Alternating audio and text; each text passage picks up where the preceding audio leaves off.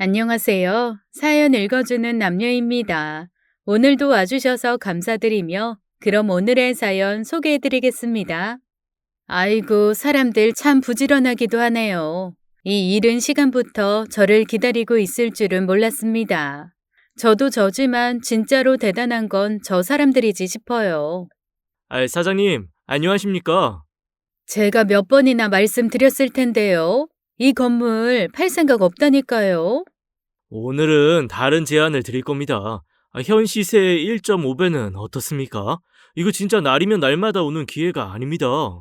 그러게요. 도대체 어느 분이 이런 낡고 허름한 건물을 사시겠다는 건지 모르겠네요.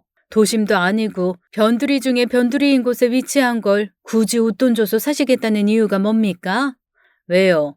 혹시 이 근처에 개발 정보라도 있대요? 아유, 개발은 무슨 개발입니까? 근데 왜 웃돈까지 주신다는 건지 도통 이유를 모르겠네요. 분명히 말씀드릴게요. 저 이 건물 안 팝니다. 그렇게 알고 돌아가세요. 아무리 찾아오셔도 안 파니 헛걸음 그만하시라는 뜻에서 드리는 말씀이니까 이번엔 제대로 이해하셨으면 좋겠네요. 사장님, 진짜 이게 기회라니까요? 더 이야기 섞어봐야 답이 안 나올 기색이더군요. 서둘러 건물 안으로 들어갔습니다. 최근 들어 제가 가진 이 낡은 건물을 사겠다는 사람들이 늘었어요. 듣자 하니 이 근방에 재개발 루머가 쏠쏠 피어나고 있는데 아무래도 그 때문이지 싶습니다. 설마 그럴까 싶긴 한데 이 허름한 건물에 웃돈까지 주겠다는 걸 보면 사실인 것 같기도 하고요. 그게 뭐가 됐건 전 건물을 팔 생각이 없답니다. 이 건물 저한테는 각별한 의미거든요. 건물이면 건물이지 그게 무슨 의미가 있겠냐 싶으실 수도 있겠네요. 그래서 이 건물에 깃든 의미가 무엇인지를 말씀드릴까 합니다. 제 이야기를 듣고 나시면 정말 독한 사람이구나 생각하실지도 모르겠네요. 그래도 너무 나무라지는 말아주세요. 그 목표가 있었으니 제가 그토록 열심히 살 수 있었으니까요. 안녕하세요. 저는 서울 모처에서 살고 있는 50대 초반의 여자입니다. 제 친구들 중에는 손자를 얻어 할머니가 된 애들도 있는데 전 손자는 고사하고 자식도 없이 홀로 늙어가고 있는 독거 중년입니다. 늙어 등 긁어줄 상대도 없는 주제에 웃음이 날까 싶으시겠지만 전 지금의 제가 좋아요. 퇴근 후 아무도 없는 집에 전등을 켜는 순간이 잠시 쓸쓸하긴 하지만 쓸쓸하다는 게 고통스럽다는 뜻은 아니잖아요. 무엇보다 쓸쓸함 정도는 어린 시절부터 겪어온 저였으니 그리 낯선 것도 아니거든요. 저희 부모님이 맞벌이를 하셨어요. 그래서 학교를 마치고 가도 집은 언제나 텅 비어 있었답니다. 두 분이 다른 집 부모님처럼 평범한 직장인이 아니다 보니 저녁 늦게나 되어야 돌아오실 수 있었어요. 사정이 그러니 저보다 3살 어린 남동생 저녁도 제가 차려야 했습니다. 겨우 10살짜리가 웬만한 가정주부 못지않은 음식 솜씨를 지닐 수 있었던 이유였어요. 음식 솜씨라고 하니 뭐 대단한 거라도 한 거라 오해하실지도 모르겠네요. 그럴 수 없었어요. 끽해봐야 김치찌개나 된장찌개가 전부였거든요. 저희 집이 참 가난했거든요. 저희 부모님이 두 분 다 고하셨어요. 그러니 학교도 제대로 못 다니셨대요. 배운 것 없고 가진 것도 없는 두 분이 만나 부부가 되었으니 두 자식 먹여 살리느라 얼마나 고생을 하셨겠습니까? 어린 제 눈에도 참 열심히 사셨어요. 그렇게 열심히 살았으면 그래도 삼시세끼 정도는 걱정 않고 먹고 살 수 있어야 할 텐데 그조차도 쉽지 않더군요. 제가 동생과 한 방을 쓰게 된 게 중학교 때였습니다. 그전까지는 단칸방에서 네 식구가 같이 살아야 했을 정도로 찢어지게 가난했어요. 말씀드렸지만 부모님이 게으르거나 한 건 절대로 아니었습니다. 아빠도 그랬지만 엄마는 그렇게 일을 하고 오셔서는 또 집에서 부업을 한다며 밤을 새시던 분이셨거든요. 아직도 전 엄마가 언제 잠을 자는 건지 잘 몰라요. 제 기억 속 엄마는 언제나 깨어 있으셨으니까요.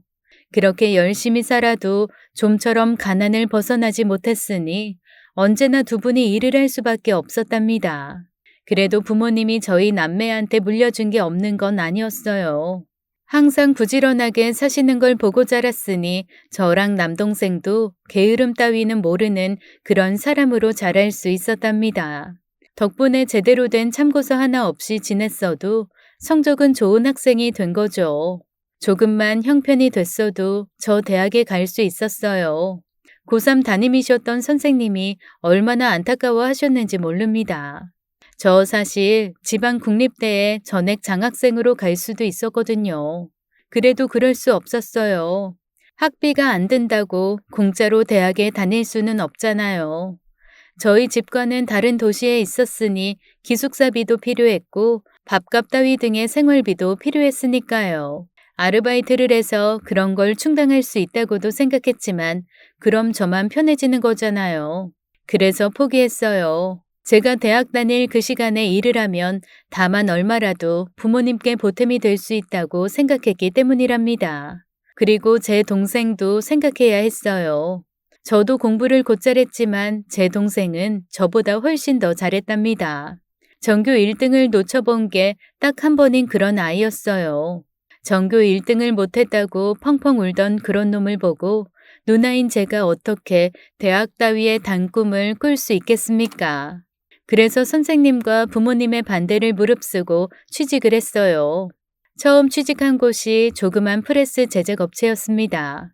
격리로 들어가긴 했지만 사실 이것저것 다 아는 심부름꾼에 가까웠어요. 그래도 좋았어요. 이것저것 다 떼고 나면 푼돈 정도밖에 안 되는 월급이었지만 그거라도 부모님께 보내드리고 나면 어찌 그리 마음이 편안했는지 모릅니다. 정말로 열심히 일했어요. 제가 보고 배운 게 열심히 일하는 거였으니 자연스레 그리 될 수밖에 없었죠. 그걸 사장님이 참 예쁘게 봐주셨어요. 하는 짓도 야무지고 머리도 똑똑해 보이는 놈이 게으름도 안 부리니 예쁠 수밖에 없었던 거죠. 게다가 사장님 따님이 저보다 5살 많았으니 저는 사장님 눈엔 늦게 본 막내딸 정도로 여겨졌나 보더라고요. 그래서 그러신 거였어요. 수경아, 이거 받아봐. 이게 뭔데요? 방송통신대 입학원서. 방송통신대요? 저 그럴 형편이 안 돼요. 일해야 돼요. 누가 일하지 말래? 일 마치고 하란 말이야. 네 머리면 충분히 할 수 있어. 아니에요. 저 멍청해요. 대학 갈 머리가 됐으면 제가 이러고 있겠어요? 너 돈 때문에 그러는 거지?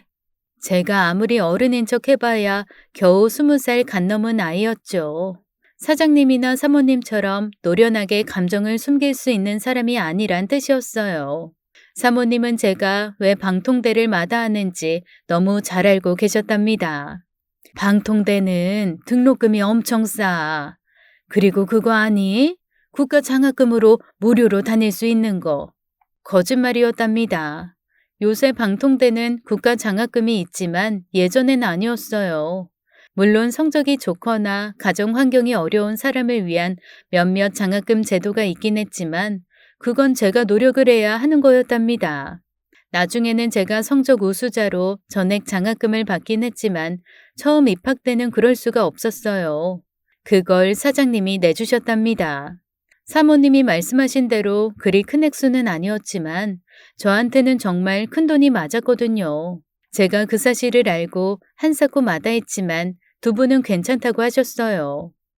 네가 우리 경린이 알잖냐? 요새 우리 거래처도 많이 늘었고 당연히 수입도 늘었지. 그리고 너도 이제 경력이 늘면 월급도 오를 거고 아니 네가 잘해줘서 한결 수월해진 것도 있지. 그러니 이건 보너스라고 생각해라. 그래서 제가 방송통신대를 다닐 수 있었답니다. 일이 끝나고 저녁에 공부를 해야 하니 피곤하긴 했지만 배우는 재미에 피곤한 줄도 몰랐어요. 그렇게 4년을 노력해 학사모를 썼던 날 사장님 사모님은 물론이고 저희 부모님까지 펑펑 우셨답니다. 이젠 사장님 사모님 두 분 다 돌아가셔서 뵙진 못하지만 저한테는 부모님이나 다름없던 분이세요. 어쩌면 제 인생에서 가족을 제외한다면 가장 소중한 분들이 아닐까 싶어요. 사장님 말씀대로 제가 연차가 늘면서 급여도 조금씩 올랐고 부모님도 조금씩 형편이 나아지시면서 동생의 대학 학비를 지원하는 일도 마냥 힘들지만은 않게 느껴졌어요. 제 동생은 저희 모두의 기대에 걸맞게 서울의 유명 대학 경영학과에 합격해 저희를 행복하게 해주었답니다. 어렵긴 해도 그때가 가장 걱정이 없던 시절이 아니었나 싶어요. 행복한 시간은 항상 짧게 느껴지는 법이라죠. 제가 그랬어요. 저희 회사가 문을 닫게 되었답니다. 탄탄하게 자리를 잡아가는 중이었는데 뜻하지 않은 사고로 문을 닫을 수밖에 없었어요. 사장님이 사업 확장에 대한 꿈 때문에 외부 전문가 한 분을 영입하셨는데 그분이 알고 보니 사기꾼이었어요. 사실 제 책임도 없진 않았죠. 제가 경린이 좀 더 꼼꼼하게 돈 관리를 했어야 했는데 그 사기꾼이 워낙 치밀했어요. 무엇보다 저를 거치지 않고 사장님을 통해 자금을 조달하는 통에 제가 관여할 수 있는 부분도 적었답니다. 그래도 저희 사장님 대단하셨어요. 당신 전 재산이 날아가는 와중에도 직원들 월급과 퇴직금을 다 챙겨주셨답니다. 저희 공장에 몽골 사람과 필리핀 사람들이 있었는데 그 사람들 것도 한 푼 떼어 먹지 않으실 정도셨어요. 진짜 좋은 분이셨어요. 그러기 쉽지 않잖아요. 사업하시는 분들이 혹시라도 그럴 때를 대비해서 재산을 숨겨놓기도 하고 어차피 망하는 순간이니 남은 직원들 나몰라라 하는 경우가 적지 않다는데 저희 사장님은 그러지 않으셨어요. 덕분에 노년에 고생 많으셨답니다. 그 생각만 하면 아직도 화가 나요. 그 사기꾼은 끝까지 잡히지 않고 어디선가 잘 먹고 잘 살고 있을 거거든요. 그래도 다 자기 잘못이라던 분이셨어요. 사장님, 전 안 받을래요. 당장 사모님이랑 계실 곳도 마땅치 않으실 거잖아요. 이놈이 날 뭘로 보고? 내가 천하의 정동기야. 그깟 또 금세 구해와서 집 구할 테니 걱정 마. 그보다 네가 걱정이다. 넌 아직 일해야 하는데. 그래서 말인데. 사장님은 그 와중에도 제 일자리를 알아봐 주셨답니다. 사장님의 지인이 하시던 인쇄소에 저를 부탁하셨더라고요. 사장님 추천이니 금세 그러시겠다고 하셨대요. 저희 사장님 사기꾼에게 당해서 그렇지 사업적으로나 인격적으로나 정말 훌륭하신 분이시거든요. 솔직히 저 회사를 옮기면서도 금세 사장님이 재기하실 줄 알았어요. 그럼 다시 갈 생각이었답니다. 근데 그러질 못했어요. 큰 소리는 뻥뻥 치셨는데 그 충격이 너무 크셨던 모양이었어요. 몸도 안 좋고 이후 하던 일도 잘 안 돼서 이후 단 한 번도 재기에 성공하지 못하셨답니다. 그래도 명절이나 사장님 사모님 생신 때면 전화라도 드리며 관계를 유지했을 정도로 제겐 소중한 분들이셨어요. 따지고 보면 남편을 만난 것도 사장님 덕인 거죠. 사장님 추천으로 일하게 된 인쇄소에서 남편을 만났으니까요. 남편은 우리나라에서 손꼽히는 구두 제조 회사의 홍보실 직원이었답니다. 저희가 상자 인쇄 같은 걸 했거든요. 그 회사 상자도 저희 인쇄소에서 만들었고요. 그렇게 저희 회사를 드나들다 남편을 만나게 돼 연애를 하게 됐으니 다 사장님 덕분인 거였죠. 나중엔 그렇지 않았지만 처음 본 남편은 참 좋은 사람이었어요. 있는 집 자식이어서 그런지는 몰라도 사람이 여유가 있고 성격도 묻어냈어요. 단지 너무 우유부단하다는 게 문제였지만 특별히 문제랄 것도 없었죠. 처음부터 부잣집에서 태어나 크게 욕심이 없이 자라다 보니 결정을 잘 못 내리는 정도, 그게 남편이 가진 단점이었답니다. 거기에 반해 저는 남편과는 전혀 달랐죠. 태어난 환경부터 성격이나 일처리 방식 같은 것이 완전 극과 극이었거든요. 전 무슨 일이든 한 번 하면 끝을 보는 타입이었어요. 미적거리거나 이치에 맞지 않는 것도 질색이었고요. 남편이 그런 제 모습에 반했다고 하더라고요. 자기는 절대 못할 것 같은 일도 척척 해내는 모습이 너무 멋졌대요. 그렇게 2년 넘게 연애를 하고 나니 결혼에 대한 생각을 안 할 수가 없잖아요. 저라고 남편과의 결혼을 꿈꾸지 않은 건 아니었어요. 순하고 부드러운 남자였으니 결혼을 해도 행복하지 싶었답니다. 근데 양가의 경제력 차이가 너무 심하다는 거였어요. 저희 집이 찢어질 듯한 가난에서 막 벗어난 정도였으니 여전히 평균적으로 보면 못 사는 축이었죠. 그에 반해 남편 집은 중소기업을 운영하시는 시아버지 덕에 무엇 하나 모자랄 게 없는 부유한 집이었습니다. 제가 나이가 어리긴 해도 워낙 보고 들은 게 많았어요. 너무 기우는 결혼이 좋지 않다는 정도는 익히 알고 있었습니다. 그래서 망설인 것도 있어요. 그러나 그보다 더 큰 문제가 있었는데 그게 바로 시아버지셨어요. 아이, 우리 성이놈이 그렇게 아가씨 칭찬을 하더군. 아이, 그래, 대학은 어디 나왔나? 방송통신대를 마쳤습니다. 방송통신대? 아이, 그걸 대학이라고 할 수 있나? 그때부터 표정이 좋지 않으셨어요. 당신 아들이랑 너무 차이가 난다고 생각하신 거였나 봅니다.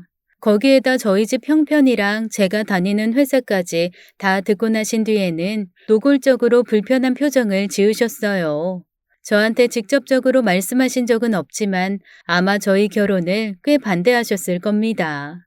근데도 남편은 그런 말을 제게 하질 않았어요. 남편의 고집이 아니었다면 저희 결혼이 도저히 이루어지지 않을 정도로 시아버지는 저를 탐탁치 않게 여기셨답니다.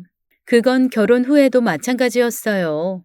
결혼 과정에서 제가 보여준 것들, 그러니까 혼수나 그 밖의 결혼 준비물들이 당신의 기대에는 턱없이 모자랐습니다.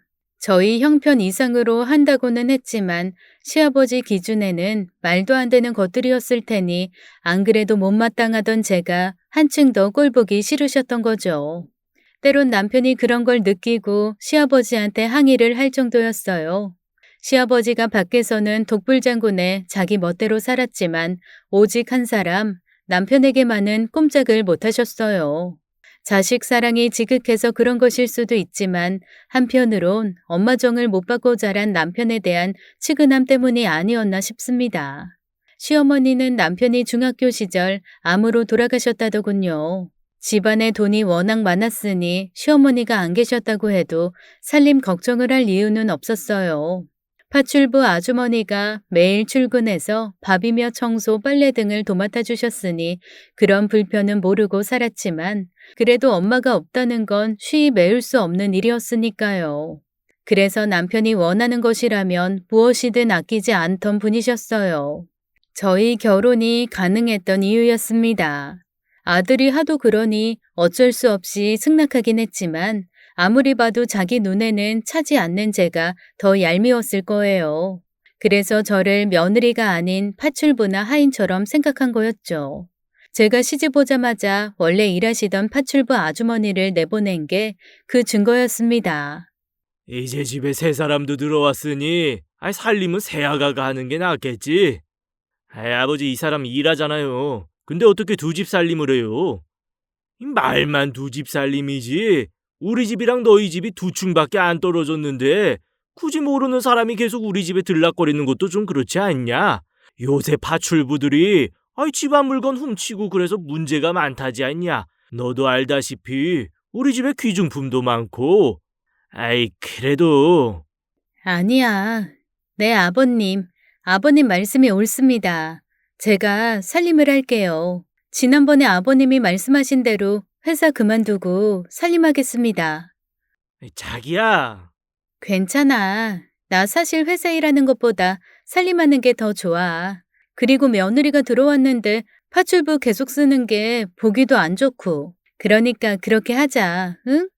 아무리 남편이라도 제 말은 들어줄 수밖에 없었답니다. 그만큼 남편이 저를 사랑했기 때문이었죠. 그렇게 뜨겁던 사랑이 그리 빨리 식을 줄은 몰랐습니다. 시아버지의 은근한 멸시와 구박에도 불구하고 제가 두 집 살림을 할 수 있었던 건 남편이 있었기 때문이었어요. 남편은 퇴근하기 무섭게 집으로 달려와 그날 하루 힘들었을 저를 위로해주던 따뜻한 남자였어요. 덕분에 힘든 것도 몰랐고 시아버지가 저를 어떻게 보든 괜찮았습니다. 시아버지가 그나마 저를 사람 대접해준 순간이 있다면 그건 식사를 하실 때가 아니었을까 싶어요. 제가 워낙 어린 시절부터 음식을 만들어 와서인지는 몰라도 남들보다 음식 잘한다는 소리를 종종 들었답니다. 회사 다닐 때도 사모님 도와서 음식을 만들곤 했는데요. 그때마다 다들 맛있다고 난리였어요. 처음에는 그냥 직원들이 어린 아가씨가 음식을 해주니 대견해서 그런 거라 생각했는데 그게 아니었습니다. 시아버지가 제 음식을 맛보고 그러시는 걸 보고 비로소 알았어요. 그날 제가 육개장을 끓였습니다.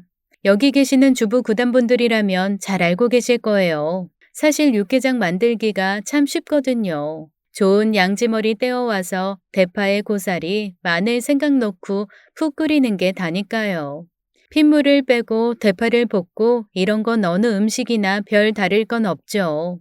마지막으로 국간장으로 간만 잘 맞추면 스스로 재료에서 우러나온 맛이 음식을 맛나게 해주는 거랍니다.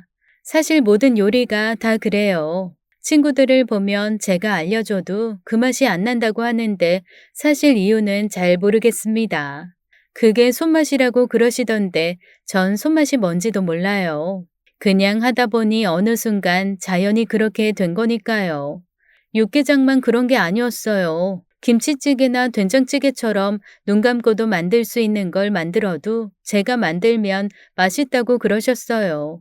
물론 대놓고 그런 말씀은 안 하셨지만 시아버님이 수시로 뭐가 먹고 싶다고 말씀하신 게 그 증거였죠.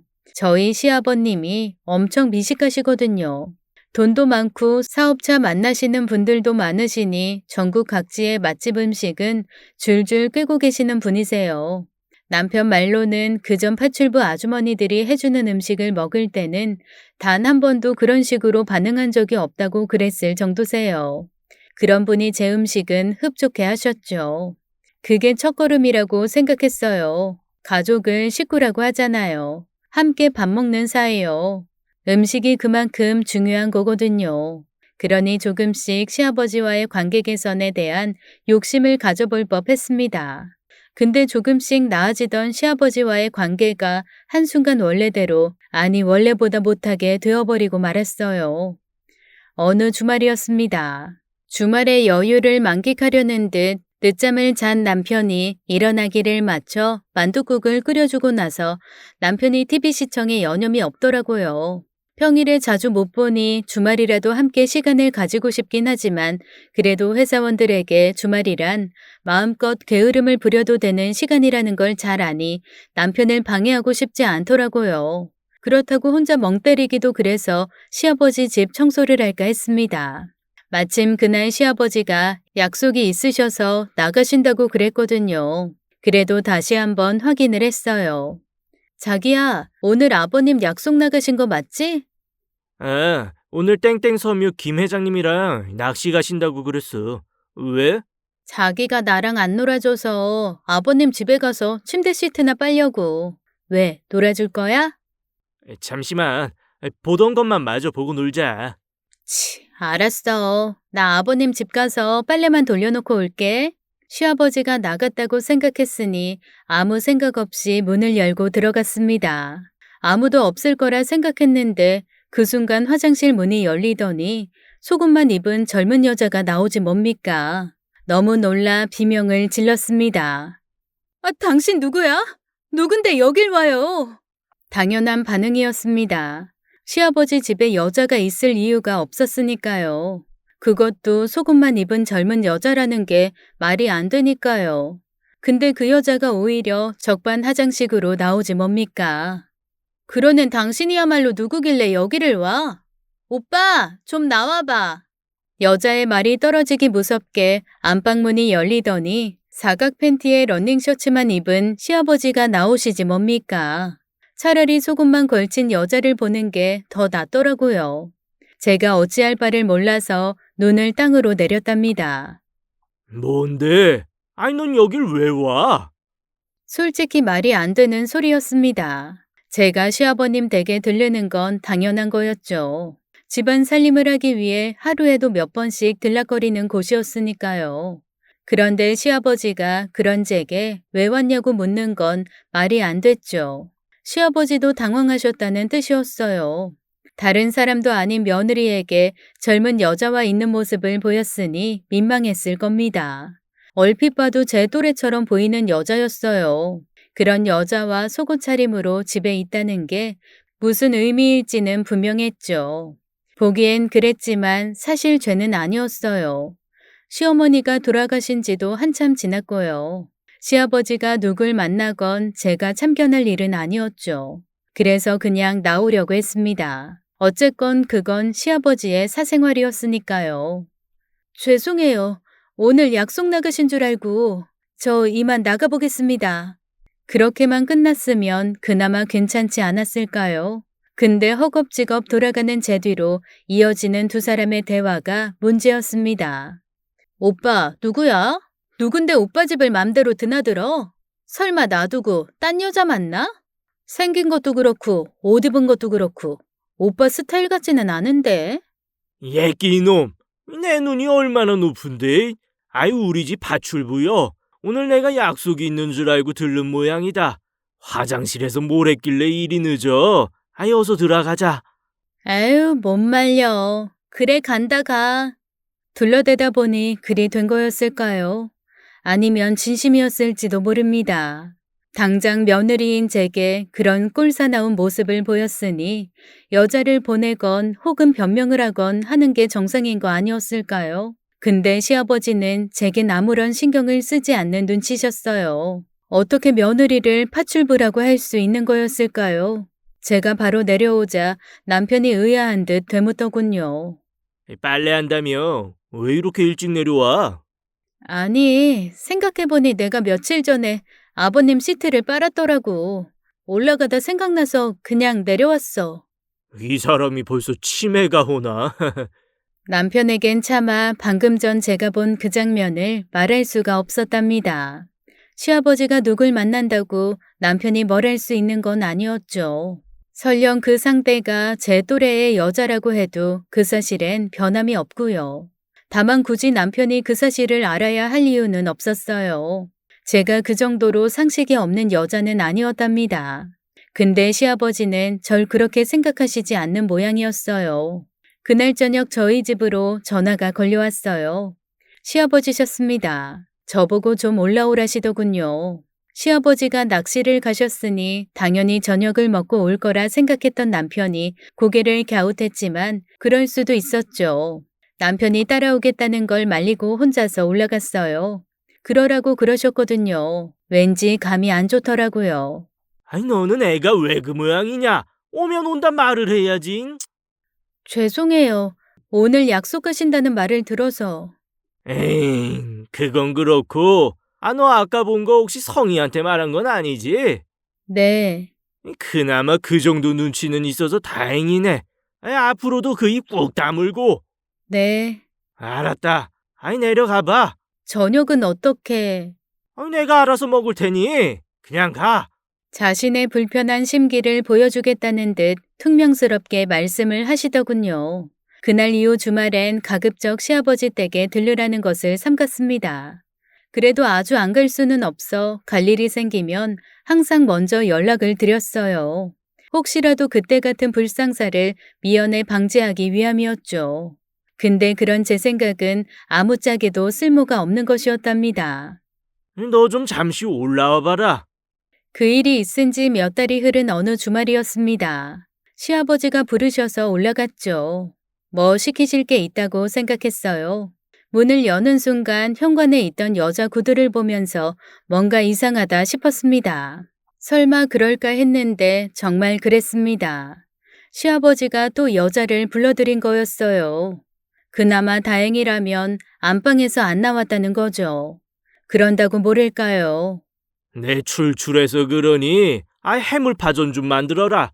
오징어랑 새우 같은 거 듬뿍 넣어서 한 3장 정도면 되겠다. 그러더니 다시 안방으로 쑥 들어가시더군요. 네, 솔직히 이해하려면 못할 것도 아니었습니다. 시아버지도 어느 정도 저를 배려하신다 생각했고요. 그런데 아니었어요. 전 여자가 안방에서 안 나오길래 뭐가 됐건 저한테는 그 사실을 숨기시려는 건 줄 알았습니다. 아니었어요. 방에 들어가기 무섭게 깔깔대는 여자 목소리가 새어나왔으니까요. 저한테 그 사실을 숨길 거였으면 최소한 목소리는 낮췄을 겁니다. 근데 그럴 의사가 전혀 없으셨어요. 제가 못난 며느리인 건 알지만 그래도 너무한다 싶었습니다. 시아버지는 제가 당신의 며느리라기보다는 그냥 공짜로 부려먹을 수 있는 팥줄부에 지나지 않았다는 거였어요. 그러니 여자를 집에 부른 상태에서 절 불러서 음식을 만들라고 하신 거였죠. 처음으로 모멸감이 들었습니다. 그전까지는 그래도 그냥 탐탁지 않은 며느리라고 여긴다 생각했거든요. 근데 하시는 걸 보니 그조차도 아니었습니다. 서둘러 해물파전을 만들어 식탁 위에 놓고는 방문을 두드렸습니다. 아버님, 파전 다 만들었어요. 방에 가져다 드릴까요? 솔직히 화가 났어요. 그래서 그런 말을 한 거였죠. 내가 알고 있다는 표시였죠. 그게 시아버지의 심기를 건드린 거였을까요? 됐다. 아이, 그만 내려가 봐. 부하 직원한테도 그리 냉랭하지는 않았을 겁니다. 자기가 방에 여자랑 있는 걸 뻔히 알면서 그리 물어온 제가 맹랑하다 생각된 거겠죠. 아니나 다를까 그날 저녁 또 전화를 거시더니 저를 찾으시더군요. 너 지금 그 행동이 뭐냐? 무슨 말씀이신지.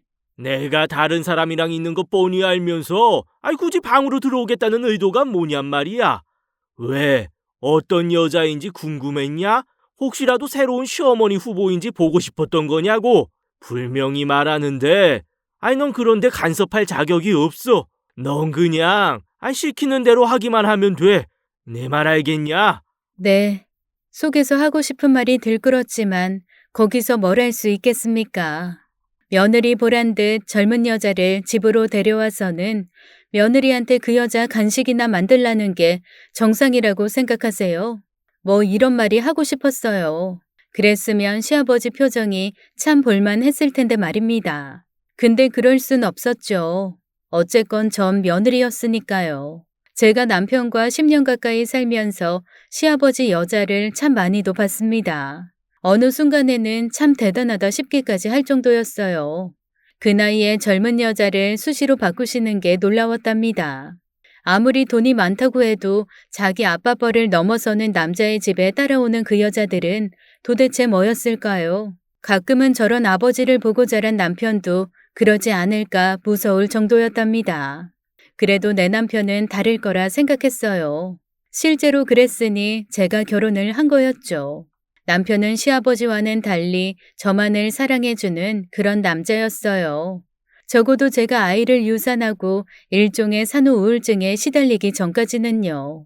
결혼 3년 차에 임신을 하게 됐습니다.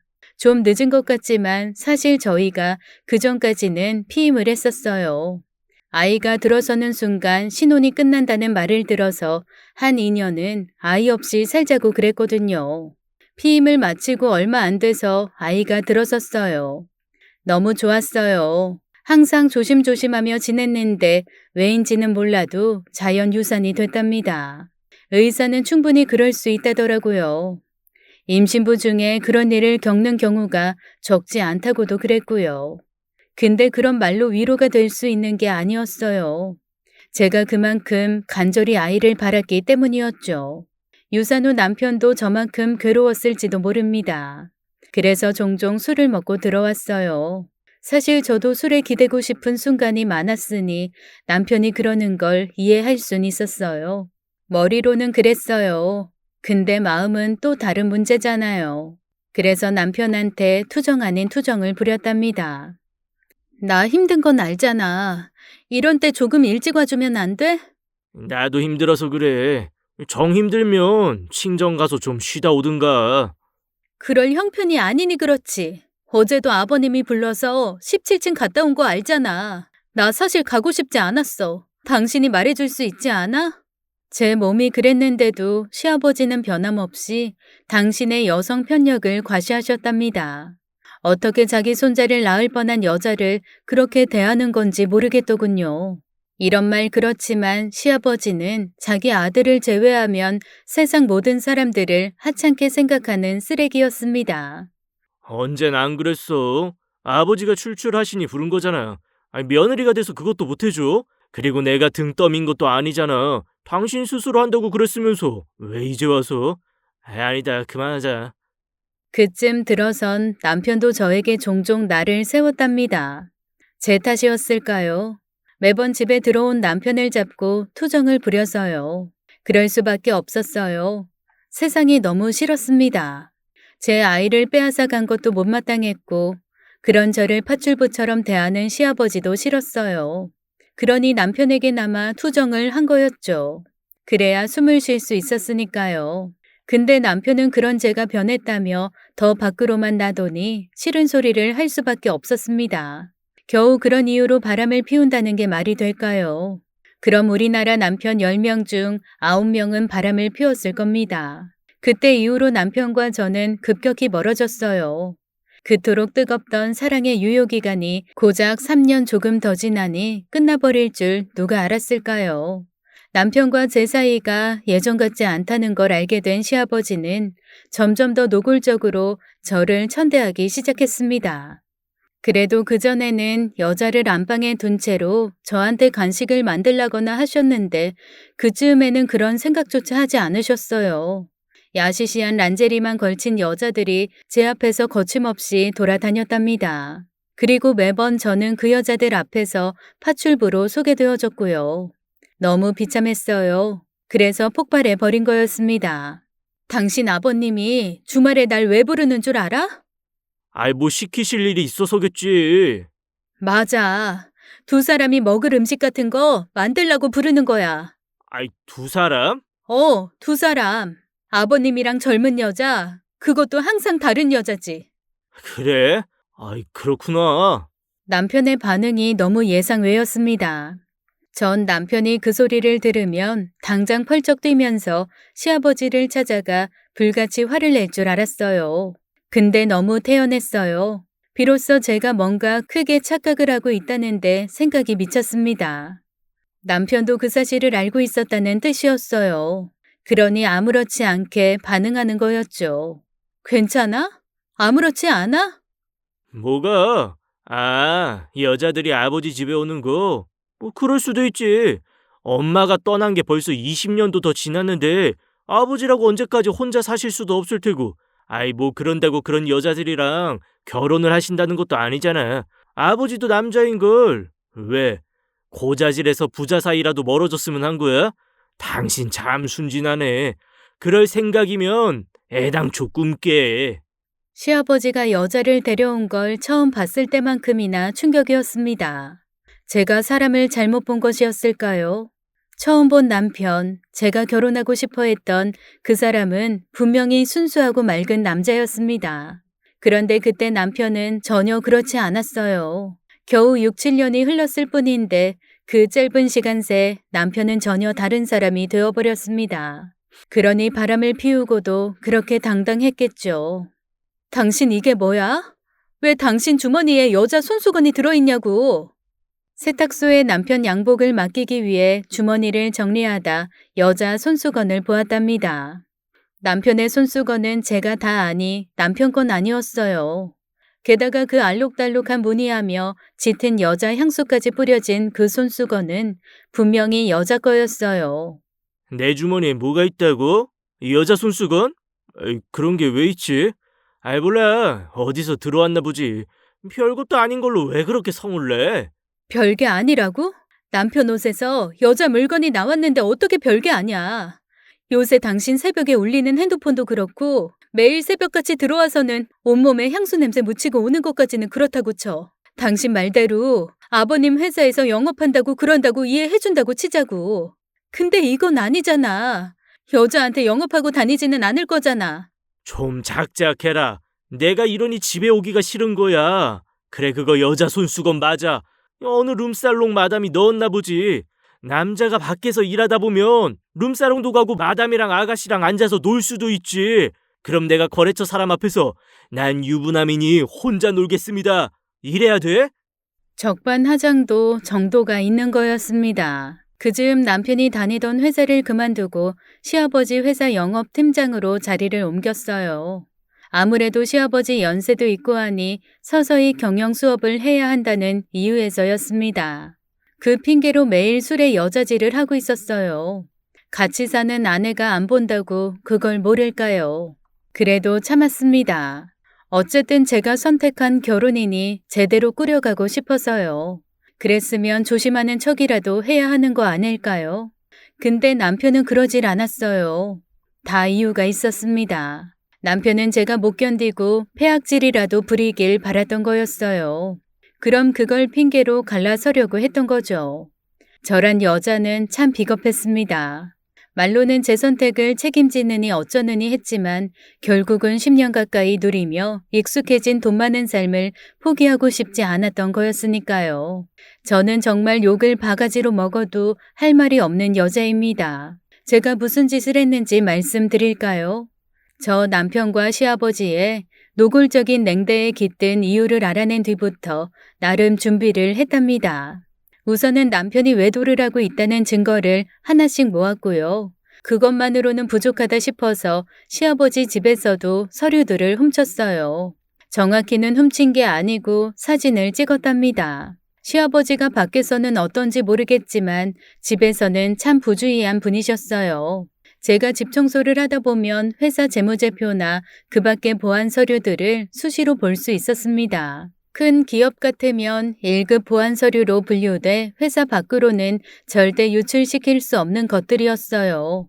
개중에는 시아버지가 세금을 횡령하기 위해 탈세한 자료나 소위 말하는 회사 돈을 당신 앞으로 만들어 놓은 비자금 관련 자료들도 적지 않았답니다.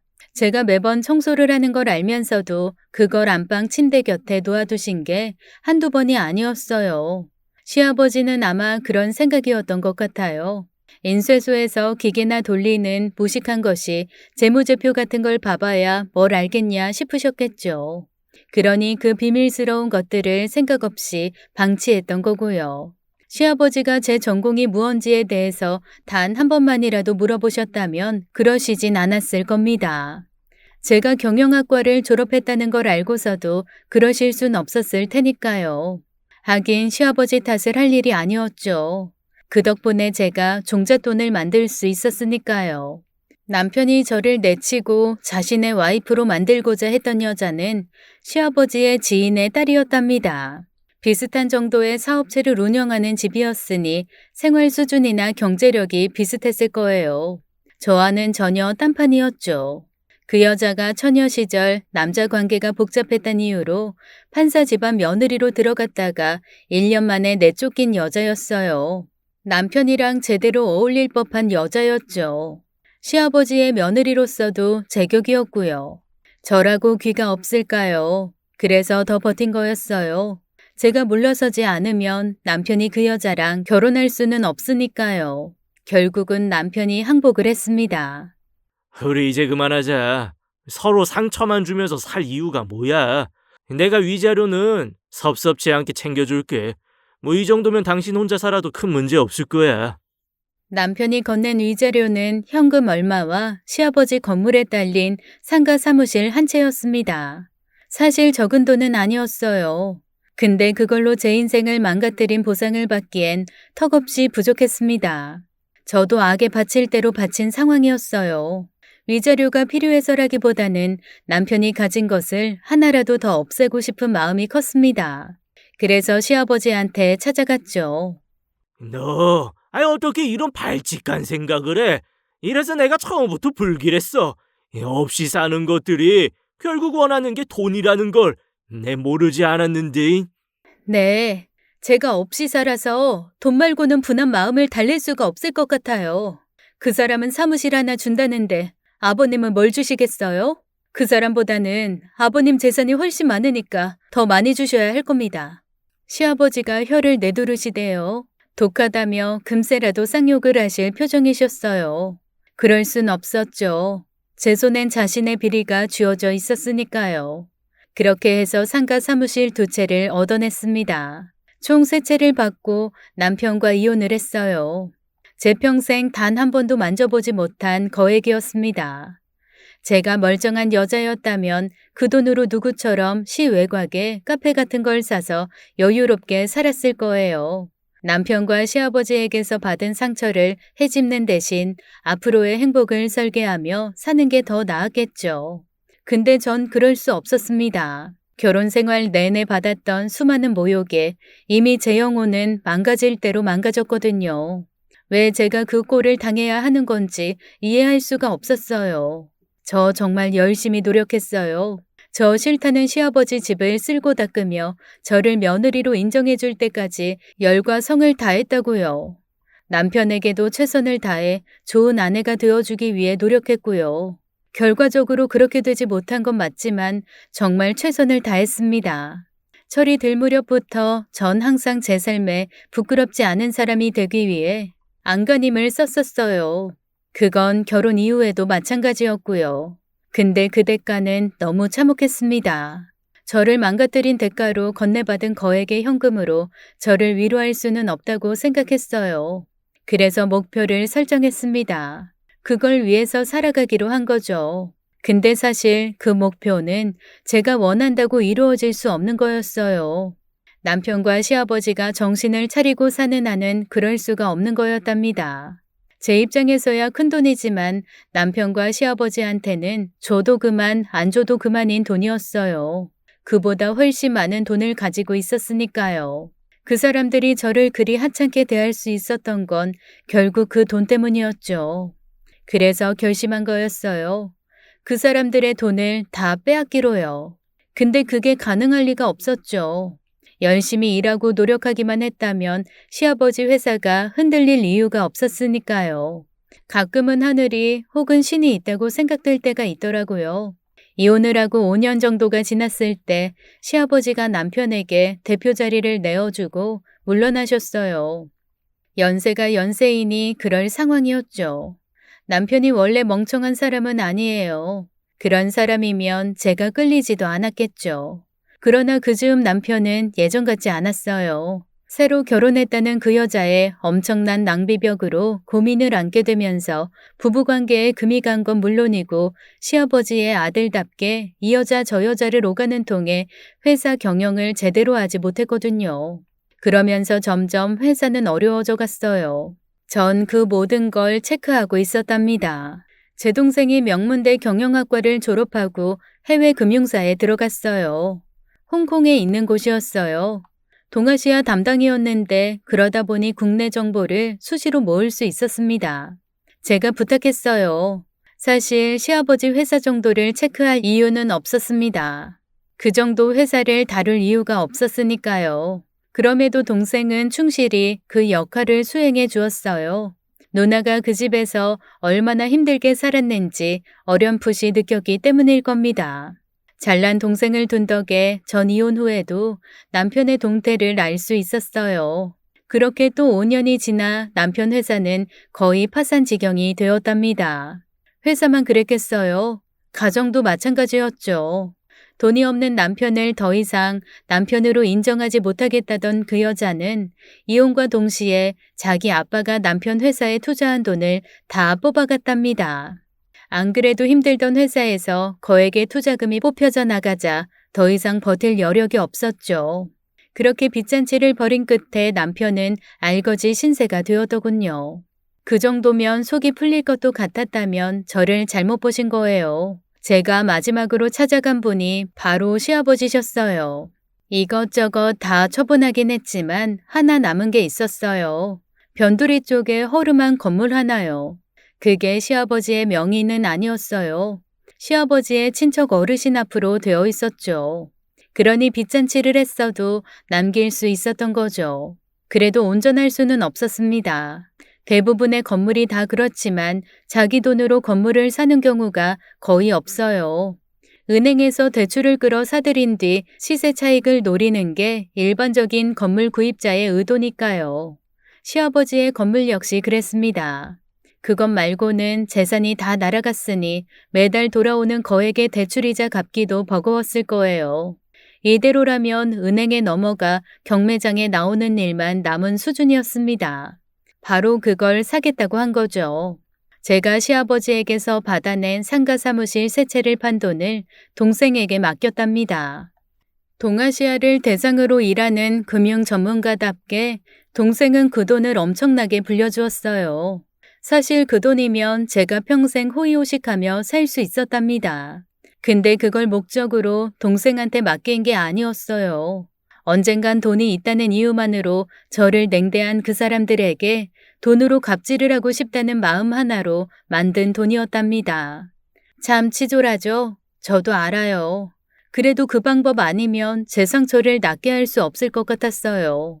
네가 이 큰 돈이 어디서 났어? 너 설마? 뭐요? 왜? 제가 당신 돈이라도 훔쳤을까 봐요? 전 안 그래요. 제가 모은 돈이에요. 이 돈이면 이 건물 살 수 있겠죠? 고양 것. 안 판다. 내가 뭐가 아쉽다고? 은행 대출이자 밀린 게 몇 달인지나 아세요? 이대로라면 경매 넘어갈 텐데 그래도 괜찮으세요? 두어 번 유찰되면 나중에 팔려도 은행 돈 갚고 나면 빈털터리실 텐데 그래도 괜찮으시냐고요. 저니까 이런 건물 산다는 거예요. 한때 당신 며느리였단 이유로 사주겠다는데 정 싫으면 마세요. 그래도 이 돈이면 은행 빚 다 갚고 밥은 먹고 사실 텐데. 제 말에 틀린 구석이 없었답니다. 지금이야 개발 호재로 건물값이 뛰고 있지만 제가 이야기를 꺼냈을 땐 그저 서울 변두리에 낡고 허름한 게다가 대출이자 내기도 버거운 그런 건물이었거든요. 그러니 안 팔 수가 없었죠. 사실 그 양반이 망하는 꼴을 보려면 그냥 이자를 못 내서 경매에 넘어가게 놔두는 것이 더 나았어요. 그러고 싶지 않더라고요. 돈 때문에 그렇게 깔보던 나한테 설설기며 건물을 넘겨야 하는 그 비굴한 모습을 보고 싶었습니다. 그게 제가 바라는 거였으니까요. 그렇게 제 목표가 이뤄졌어요. 남편이 그걸 알고는 제게 찾아와서 용서를 구했지만 그게 어디 용서겠어요. 이제는 자기보다 더 부자가 되어버린 전처에게 뭔가 빌붙을 게 없나 싶어서 하는 쇼였는걸요. 생각하면 그 사람들만큼이나 유치하고 천박한 행동이었습니다. 제가 그 사람들을 욕하는 것조차 민망한 일이었죠. 그래도 해야만 했습니다. 그게 아니었으면 저 진짜 망가질 수도 있었으니까요. 생각보다 개운한 감정은 없었어요. 그냥 끝났구나 하는 마음 정도가 다였습니다.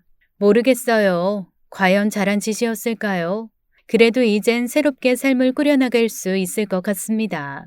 그래서 한 게 입주민들의 임대료를 주변 건물보다 싸게 한 거예요. 열심히 사는 사람들에게 주는 선물 같은 거랄까요? 어차피 이걸로 돈을 벌려고 한 것도 아니니까요. 덕분에 주변 건물주들한테 안 좋은 소리를 들어야 했지만 무슨 상관이겠습니까? 그 사람들이 제 인생 대신 살아줄 것도 아닌데요. 제가 잘한 건 아니겠죠. 그래도 너무 나무라지 말아주세요. 이제 참혹했던 과거는 잊고 앞으론 좀 더 나은 사람이 되기 위해 노력할 테니까요. 긴 시간 이야기 들어주신 모든 분들에게 감사하단 말씀 전하며 저는 물러가겠습니다. 감사합니다. 오늘의 사연 어떻게 들으셨나요? 시아버지는 자신의 처지가 저렇게 될 거라는 걸 알고 계셨을까요? 돈 많다고 가난한 며느리 무시하고 으스대던 시아버지가 결국엔 자신이 한 짓을 고스란히 받으셨네요. 사람 인생사 새옹짐하고 뿌린 대로 거둔다라는 말이 떠오르는 사연이었습니다. 오늘도 끝까지 함께 해주신 여러분 감사드리며 저희는 다음 사연으로 돌아올게요. 감사합니다.